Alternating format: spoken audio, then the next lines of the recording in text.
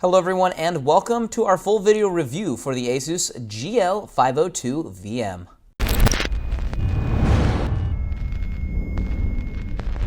To kick things off, we should go over the specs of the device. We'll start it off with the CPU, which is an Intel i7-6700HQ.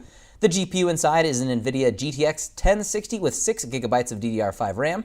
Memory inside is 16GB of DDR4 at 2133 MHz. The storage inside is 1TB, 7200 RPM hard disk drive, but there is an open M.2 slot available. The Wi-Fi and Bluetooth is a built-in Gigabit Ethernet LAN and integrated 802.11a, G, and N wireless LAN with Bluetooth 4.1. Powering the device is a 4-cell smart lithium-ion battery pack with 64 watt-hours, and it comes with the 180 watt AC adapter.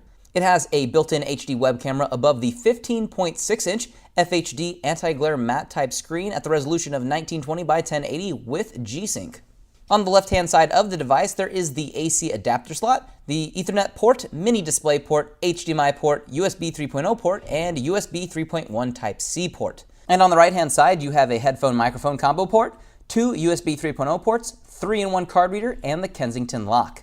The GL502's keyboard features a standard layout with a full number pad. WASD are highlighted in orange that also accents the rest of the laptop. I actually really like the look of it. It is a bit loud, but I think it looks pretty neat. Key feedback is good, and there is little flex while typing on the key top surface. They also are backlit red, and you can adjust the brightness up and down. The touchpad is an all-in-one unit with the right and left click buttons built into the bottom on a nice matte black finish. Included in the box with the 502 is a warranty card and user guide, a couple cable tie downs, and the included AC power brick and cables. As for the battery life, you can expect a little over 3 hours of use time with power saver on and the screen brightness to set around 50% while running basic tasks. The weight of the laptop alone is 5.6 pounds, and if you want to bring the power cable along, it all comes together at 7.1 pounds. Looking at the temps of the device while running games, you can see that the surface of the laptop stays pretty cool to the touch with a little bit of heat building towards the very top, but out of the way of the user.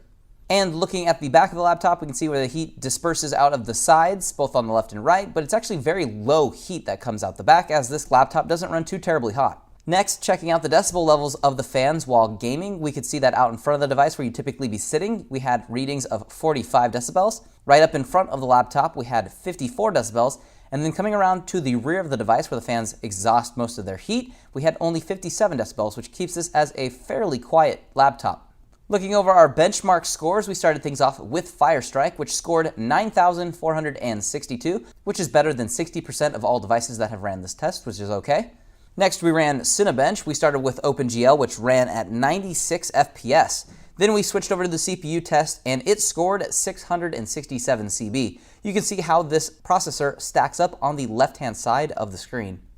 As for our Crystal Disk test, we only had to run one test for the one included hard disk drive, but like I said, there is an open M.2. It read, though, on the hard disk drive at 117 megabytes as the read speed and 113.9 as the write speed, which is pretty standard for a hard disk drive. Moving things on to our real-world testing, we kicked things off with Gears of War 4. We tested it on medium, high, and on ultra, which we averaged 99, 89, and 70 FPS. As for the temperatures of the GPU and CPU, we had the GPU at 74 degrees Celsius and the CPU at 76 degrees Celsius.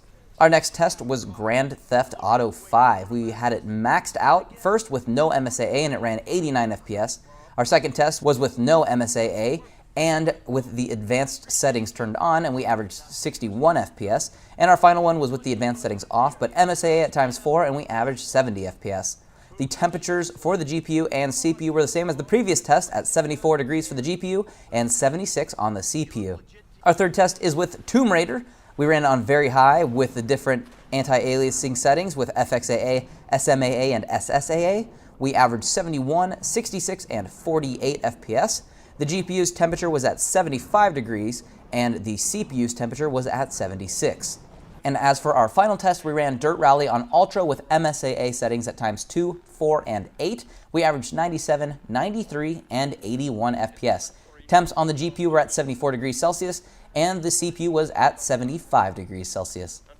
If you're looking to put a personal touch on your machine, be sure to check out our extensive customization options, including upgrades available to RAM, storage, cooling, overclocking, custom paint, hydro and graphic wraps, laser etching, and much, much more. Make sure that you check out the product link in the description and leave us any comments down below if you have questions for us here at Exotic PC. I've been Andrew. Thanks for watching. Be sure to subscribe for future product overviews and reviews.